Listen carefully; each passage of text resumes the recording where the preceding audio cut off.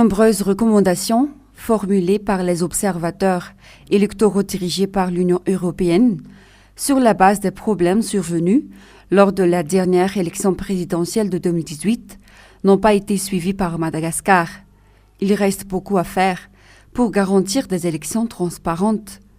Dans l'ensemble, la mission porte une attention particulière sur l'autonomie de la CENI, la liberté d'expression et de la presse, ainsi que la mise en place d'un dispositif de contrôle de financement des fonds électoraux plus contraignants. La mission rassure que les Malagasy disposent encore de temps suffisant pour modifier des points cruciaux et fondamentaux du code électoral, s'il y a une volonté réelle. L'ouverture de la session parlementaire offre une bonne opportunité de déclencher les concertations inclusives et apaisées afin d'atteindre ces objectifs.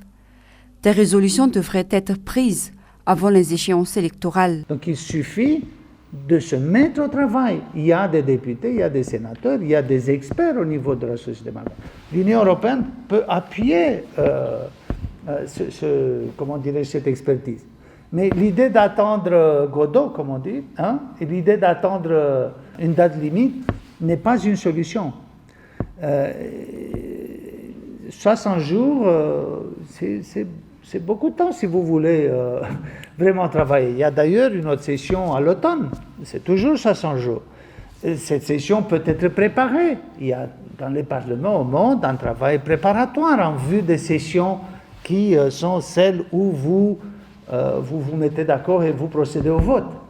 Donc il y a des techniques de législation qui sont valables partout dans le monde. Et les 27 recommandations que nous avons, ça ne réclame pas 3 décennies pour être mises en œuvre.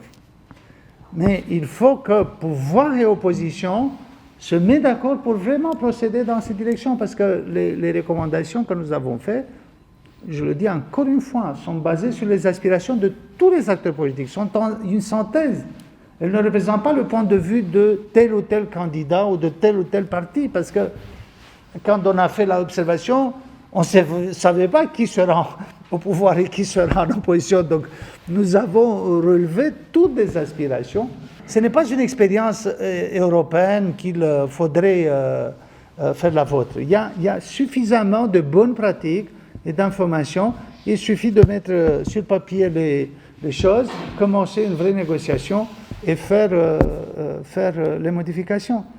Une mission de suivi électoral de l'Union européenne est déployée à Madagascar depuis 23 avril afin d'évaluer la mise en œuvre des recommandations de la mission d'observation électorale de 2018.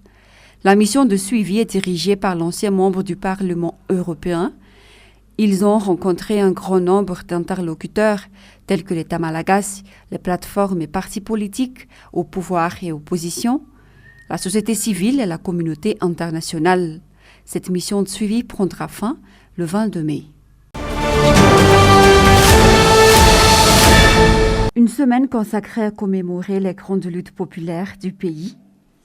Les événements de mai 1972 restent dans la mémoire des principaux acteurs encore en vie actuellement.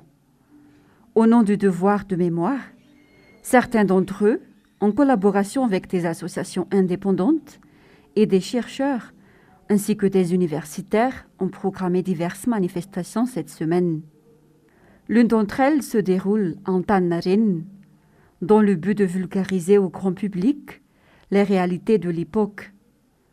La jeunesse est plus particulièrement ciblée, ce qui permet de transmettre aux générations actuelles et à venir les biens fondés de cette lutte populaire qui a pris ses germes dans un mouvement de revendication estudiantine à l'époque.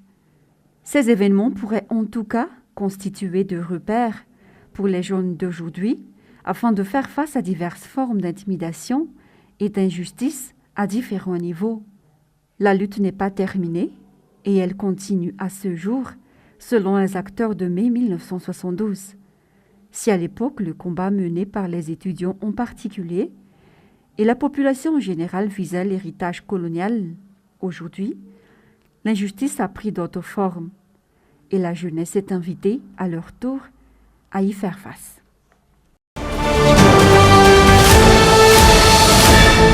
Les membres du personnel administratif et technique au sein de l'université d'Angats ou PAT ont décidé de poursuivre et d'intensifier leur grève après la rencontre et la réunion avec le représentant du ministère de l'enseignement supérieur lundi matin. Ce dernier a indiqué que toutes les démarches sont toujours en cours pour débloquer le salaire du mois d'avril des 1234 employés de l'université. Les grévistes n'étaient pas satisfaits des explications de ce responsable, puisque la date limite pour payer leur salaire d'avril est déjà dépassée.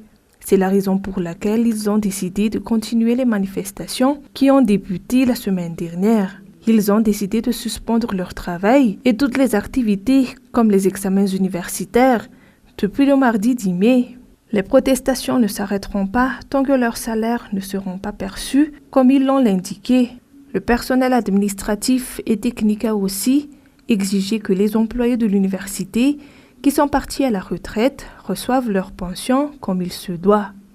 Il y avait une rencontre avec le représentant du ministère de la Mésupresse, avec le personnel administratif et technique de l'université d'Antananarivo. Il a parlé de procédures pour le paiement du salaire du PAT et il a mentionné que à ce moment-là, le salaire en mois d'avril est encore en cours et plus précisément au niveau du trésor public, alors que le PAT a décidé de continuer la grève ici à l'université d'Antananarivo jusqu'à la perception du salaire mois d'avril. La semaine dernière a été marquée par une légère hausse des nouveaux cas de Covid-19 à travers le pays. 2 décès ont été enregistrés d'après un bilan officiel. 55 nouveaux cas ont été recensés.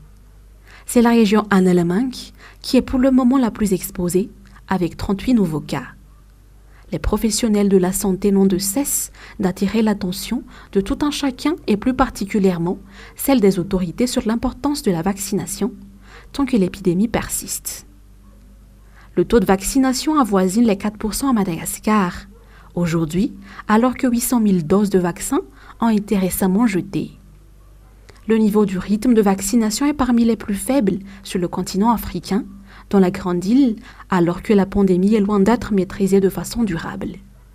D'autant que l'apparition de nouveaux sous-variants du coronavirus dans les pays voisins de Madagascar n'est pas très rassurante.